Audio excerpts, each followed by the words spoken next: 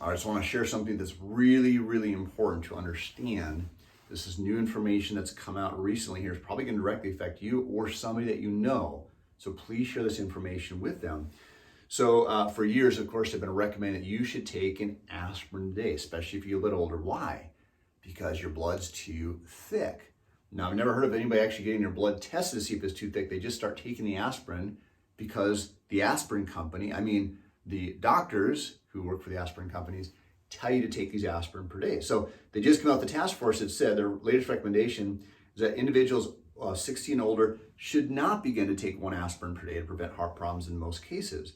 Okay, listen to this. This is really important. So, because they've been recommending this for decades and decades. This just came out I think a month ago. They said the reason they cited that you should not take an aspirin a day is for health risks, including aspirin's blood thinning ability. Now, I thought the whole reason you're supposed to take an aspirin is for the blood thinning ability. They go on to say that the risk of bleeding in the stomach, intestines, and brain outweighs the benefits of taking this aspirin. The chance of bleeding increases with age and can be life-threatening. Also, some studies have shown, listen to this, again, really important, daily aspirin can cause gastrointestinal bleeding or a stroke. They said that was supposed to prevent a stroke. Now it says it can cause a stroke, caused by hemorrhagic or bleeding, a stroke, okay? So understand, this is something we've been saying for decades and decades and decades to do, right? But again, what's the cause of the problem? Well, again, is your blood too thick? Number one, just because you're getting older, should you be at a risk for heart disease or stroke? In my opinion, no, okay?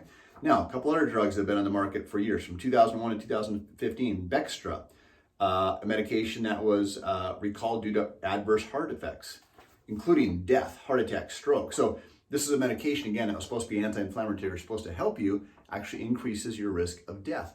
All these drugs went through FDA trials. This is why the drugs are so expensive. Got to do all this testing to protect you. Now these drugs are on the market for years. Now all of a sudden get recalled.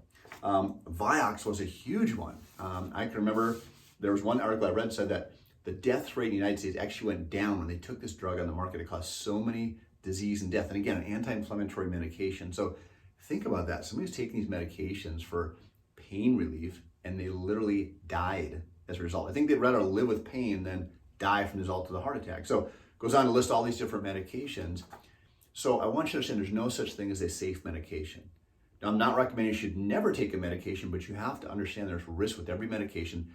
And this trigger warning here, medications never make you healthier. Never make you healthier. Now, if you're bleeding to death, can it save you in a crisis situation, save your life? Of course, and you should take the medication, but that doesn't make you healthier, right? So if you're in a crisis, an emergency situation, and you need to take medication, of course, do that. But if you want to get healthier, you cannot put a man-made chemical into your body to make you healthier, right? So I just want you to understand that because, again, these are ones drugs that have been telling us that have been safe for years. Now all of a sudden they're pulling them off the market. There's never a safe drug, okay?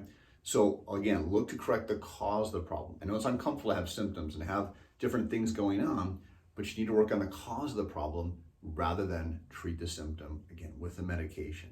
So our goal always, again, to get to the correct to the cause of the problem, to get the pressure off the nerves, so your brain can communicate better with your body so that you can heal. Now, that doesn't always mean your back pain's gonna go away, your headache's gonna go away. I wish you would. I wish if I could just take your symptoms away, I would. But those are typically there for a reason. They're indicators. So the symptom's not the problem.